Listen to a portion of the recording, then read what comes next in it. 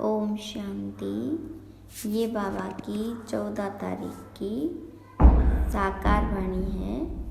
सार है मुरली का।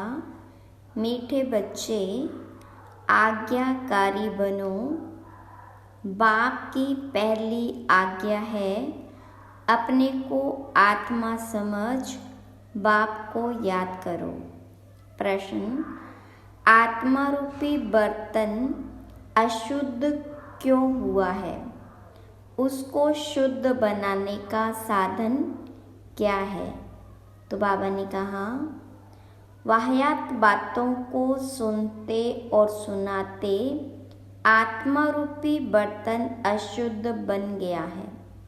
इसको शुद्ध बनाने के लिए बाप का फरमान है, hear no evil, see no evil.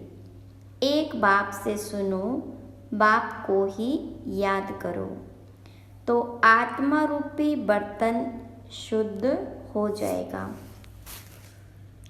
आत्मा और शरीर दोनों पावन बन जाएंगे। गीत है, जो पिया के साथ है उनके लिए ज्ञान की बरसात है। ओम शांति। ओम शांति का अर्थ तो बच्चों ने समझा हुआ है। बच्चों को घड़ी घड़ी पॉइंट्स दी जाती है। जैसे घड़ी घड़ी कहा जाता है, बाप और वर्षे को याद करो। यहाँ कोई मनुष्य की याद नहीं है। मनुष्य की व किसी देवता की याद दिलाएंगे।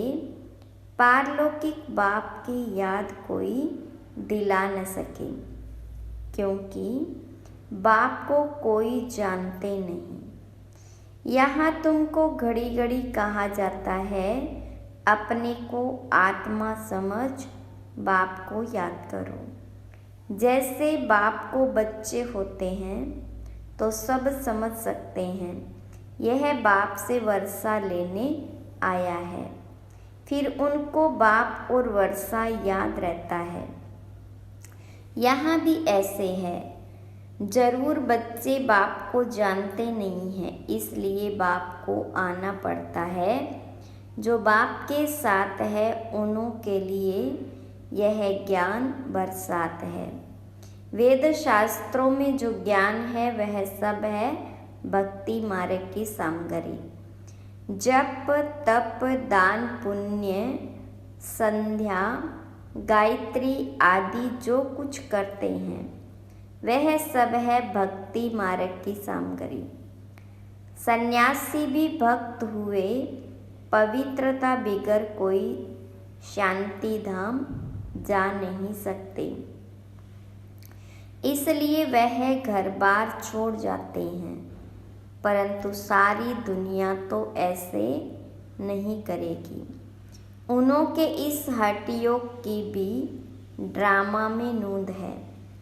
तुम बच्चों को राजयोग सिखलाने कल्प कल्प एक ही बार आता हूँ। मेरा और कोई अवतार होता नहीं है। रीइंकार्नेशन ऑफ गॉड, वह हुआ ऊंचते ऊंच। फिर रीइंकार्नेशन ऑफ जगत अम्बा और जगत पिता भी जरूर होने चाहिए। वास्तव में रीइंकार्नेशन अक्सर सिर्फ बाबा से ही लगता है। सदगति दाता एक ही बाप है। यूं तो हर एक चीज़ फिर से रीइंकार्नेट होती है। जैसे अभी भ्रष्टाचार है तो कहेंगे भ्रष्टाचार रीइंकार्नेट हुआ है, फिर से भ्रष्टाचार हुआ है, फिर से श्रेष्ठाचार आएगा। रीइंकार्नेट तो हर चीज़ का होता है। अभी पुरानी दुनिया है, फिर नई दुनिया आएगी। नई दुनिया के बाद कहेंगे फिर से पुरानी दुनिया आनी है। यह सब बातें बाबा बैठ समझाते हैं। जब यहाँ बैठते हो तो हमेशा ऐसे समझो, मैं आत्मा हूँ, मुझे बाप का फरमान मिला हुआ है, मुझे याद करो। बच्चों के सिवाय तो और कोई बाप का फरमान मिल न सके। फिर बच्चों में कोई आज्ञाकारी होते, कोई आज्ञा न मानने वाले भी होते हैं। बाबा कहते, हे आत्माएं, तुम मेरे साथ बुद्धि का योग लगाओ। बाबा आत्माओं से बात करते हैं और कोई विद्वान पंडित आदि ऐसे नहीं कहेंगे कि मैं आत्माओं से बात करता हूँ। वह तो आत्मा सो परमात्मा समझ लेते हैं, वह है रोंग। तुम बच्चे जानते हो कि शिव बाबा इस शरीर द्वारा हमें समझा रहे हैं। शरीर बिगड़ तो एक्ट हो न सके। पहले तो यह निश्चय चाहिए। निश्चय बिगड़ तो कुछ भी बुद्धि में नहीं बैठेगा। पहले निश्चय चाहिए कि हम आत्माओं का बाप व निराकार परमपिता परमात्मा है और साकार में है। प्रजापिता ब्रह्मा हम हैं, ब्रह्मा कुमार कुमारियाँ। शिव के तो सब आत्माएं बच्चे हैं, इसलिए शिव कुमार कहेंगे, कुमारी नहीं। यह सब बातें धारण करनी है। धारणा तब होगी जब निरंतर याद करेंगे। याद करने से ही बुद्धि रूपी बर्तन शुद्ध होगा। वाहियात बातें सुनते सुनते बर्तन अशुद्ध बन गया है, उसको शुद्ध बनाना है। बाप का फरमान है, मुझे याद करो तो तुम्हारी बुद्धि पवित्र होगी।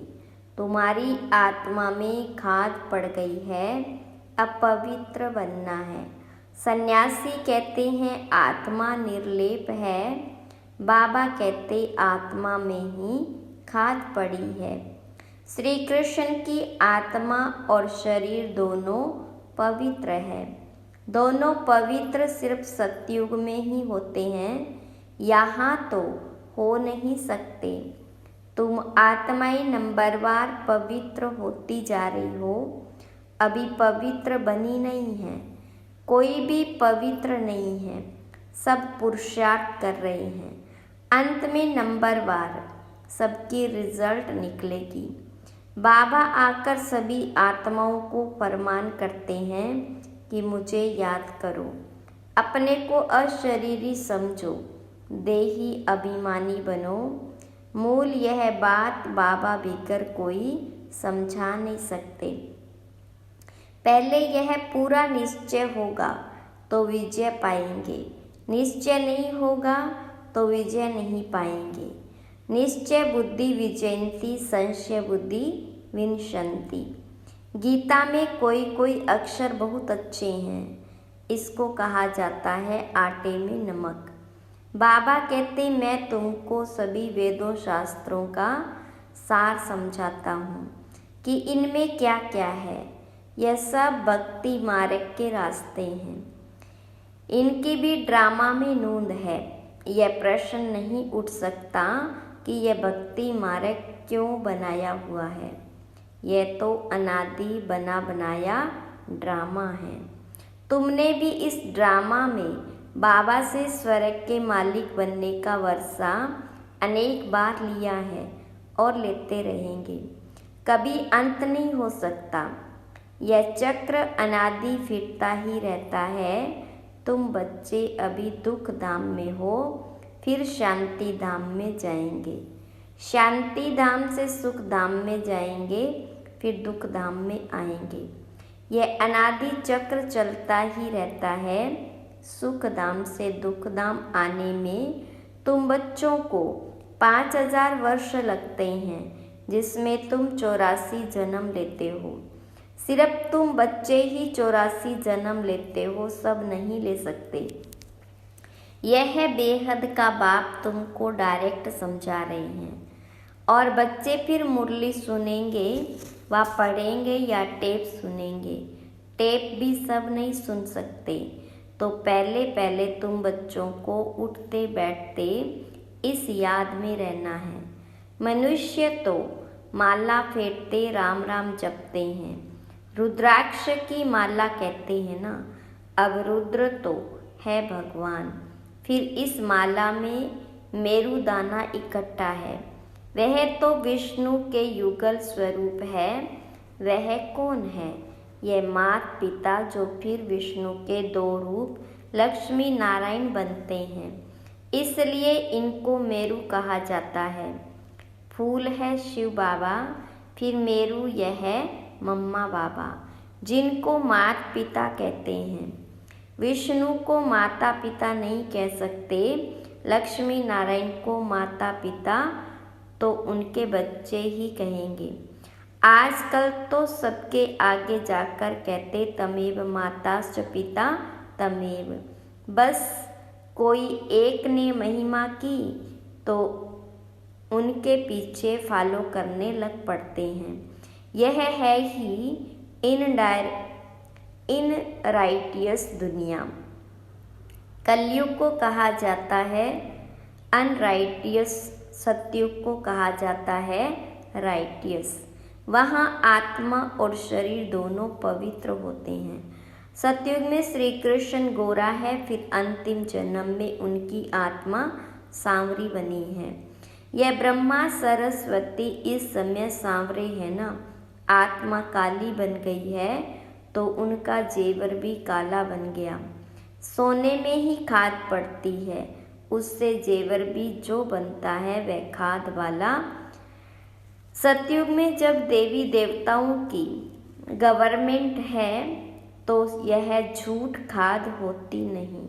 वहाँ तो सोने के महल बनते हैं।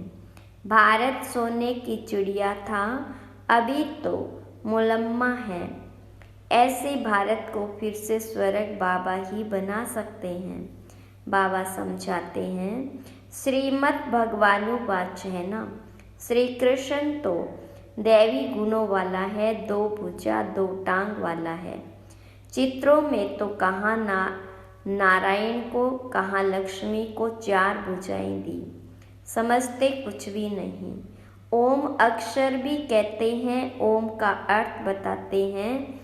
ओम माना मैं गॉड, जिधर देखता हूँ गॉड ही गॉड है, परंतु यह तो रोंग है। ओम माना अहम आत्मा, बाबा भी कहते हैं अहम आत्मा, परंतु मैं सुप्रीम हूँ, इसलिए मुझे परमात्मा कहा जाता है। मैं परम धाम में रहता हूँ। ऊंचे ते ऊंचा भगवान फिर सूक्ष्म वतन में ब्रह्मा विष्णु शंकर की आत्मा है। फिर नीचे आओ तो यह मनुष्य लोक है, वह दैवी लोक, वह आत्माओं का लोक जिसको मूल वतन कहा जाता है। यह बातें समझने की है। तुम बच्चों को यह अविनाशी ज्ञान रत्नों का दान मिलता है। ज्ञान रत्नों का दान मिलता है जिससे तुम भविष्य में माला माल डबल सिरताज बनते हो। देखो श्री कृष्ण को दोनों ताज है। फिर वही बच्चा चंद्रवंशी में आता है तो दो कला कम हो जाती है। फिर वैश्यवंशी में आएंगे तो और चार कला कम हो जाएगी। फिर लाइट का ताज उड़ जाएगा, बाकी रतन जड़ित ताज रहेगा। फिर जो अच्छा दान पुण्य करते हैं उनको एक जन्म के लिए अच्छी राजाई मिलती है। फिर दूसरे जन्म में भी अच्छा दान पुण्य किया तो फिर भी राजाई मिल सकती है। यहाँ तो तुम 21 जन्मों के लिए राजाई पा सकते हो, मेहनत करनी पड़ती है। तो बाबा अपना परिचय देते हैं, कहते हैं I am supreme soul. I am supreme soul, इसलिए उनको परम पिता परम आत्मा अर्थात परमात्मा कहा जाता है। तुम बच्चे उस सुप्रीम को याद करते हो। तुम हो शालिग्राम, वह है शिव। शिव का बड़ा लिंग और शालिग्राम मिट्टी के बनाते हैं।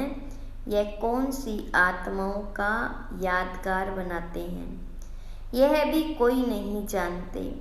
तुम शिव बाबा के बच्चे भारत को स्वर्ग बनाते हो, इसलिए तुम्हारी पूजा होती है। फिर तुम देवता बनते हो। तब भी तुम्हारी पूजा होती है। शिव बाबा के साथ तुम इतनी सर्विस करते हो, इसलिए सालिग्रामों की भी पूजा होती है। जो उत्तम से उत्तम कर्तव्य करते हैं उन्हों की पूजा होती है, और कलयुग में जो अच्छा काम करते हैं उन्हों का यादगार बनाते हैं। कल्प कल्प बाबा तुम बच्चों को सारे सृष्टि चक्र का राज समझाते हैं, अर्थात तुमको स्वदर्शन चक्रधारी बनाते हैं। स्वदर्शन चक्र विष्णु को नहीं हो सकता, वह तो देवता बन गया। यह ज्ञान सारा तुमको है। फिर लक्ष्मी नारायण बनेंगे तो यह ज्ञान नहीं रहेगा, वहाँ तो सब सदगति में है। तुम बच्चे यह ज्ञान अभी ही सुनते हो, फिर राजाई पा लेंगे। स्वर्ग की स्थापना हो गई, फिर ज्ञान की दरकार नहीं रहती। बाबा ही आकर अपना और रचना का पूरा परिचय देते हैं। सन्यासियों ने माताओं की निंदा की, परंतु बाबा आकर माताओं को उठाते हैं। बाबा यह भी समझाते हैं कि यह सन्यासी न होते तो भारत काम चिता पर बैठ एकदम खाक हो जाता। जब देवी देवता वाम मार्ग में गिरते हैं तो उस समय अर्थक्वेक बड़ी जोर की होती है, फिर सब नीचे चला जाता है और खंड आदि तो होते नहीं, भारत ही होता है। इस्लामी आदि तो पीछे आते हैं, तो फिर वह सतयुग की चीजें यहाँ रहती नहीं। तुम जो सोमनाथ का मंदिर देखते हो वह कोई वैकुंठ का नहीं है, यह तो भक्ति मार्ग में बना है, जिसको मोहम्मद गजनवी आदि ने लूटा। बाकी देवताओं के महल आदि सब अर्थक्वेक में गायब हो जाते।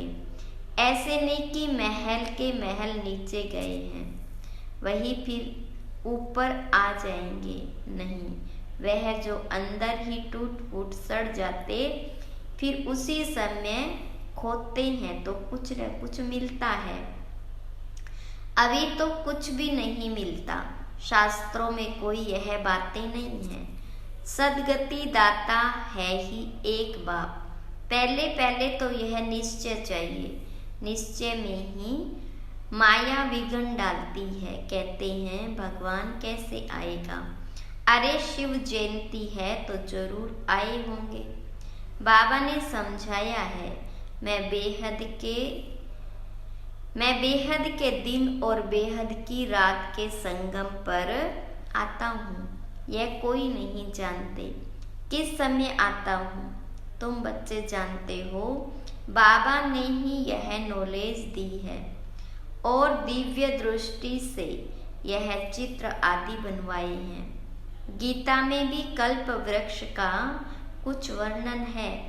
बच्चों को कहते हैं, हम तुम अभी हैं, कल्प पहले भी थे और फिर कल्प कल्प मिलते रहेंगे। मैं कल्प कल्प तुमको यह ज्ञान दूंगा तो चक्र भी सिद्ध होता है, परंतु तुम्हारे सिवाय कोई समझ न सके। यह सारे सृष्टि चक्र का चित्र है, जरूर कोई ने बनवाया है। बाबा भी इस पर, बच्चे भी इस पर समझाते हैं। अच्छा, मीठे मीठे सिकिलदे बच्चों प्रति माता पिता बाप दादा का याद प्यार और गुड मॉर्निंग। रूहानी बाप की रूहानी बच्चों को नमस्ते। रूहानी बच्चों की रूहानी बाप दादा को याद प्यार गुड मॉर्निंग नमस्ते। धारणा के लिए मुख्य सार। पहली पॉइंट, हर बात में विजय का आधार निश्चय है, इसलिए निश्चय बुद्धि जरूर बनना है। सदगति दाता बाबा में कभी संशय नहीं उठाना है। बुद्धि को पवित्र व शुद्ध बनाने के लिए अशरीरी बनने का अभ्यास करना है। वाहियात यानी व्यर्थ बातें न सुननी है न सुनानी है। वरदान, बेहद के स्मृति स्वरूप द्वारा हद की बातों को समाप्त करने वाले अनुभवी मूर्त भव।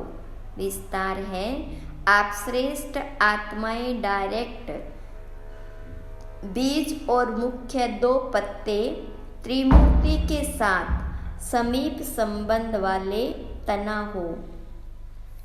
इसी ऊंची स्टेज पर स्थित रहो। बेहद के स्मृति स्वरूप बनो तो हद की व्यर्थ बातें समाप्त हो जाएगी।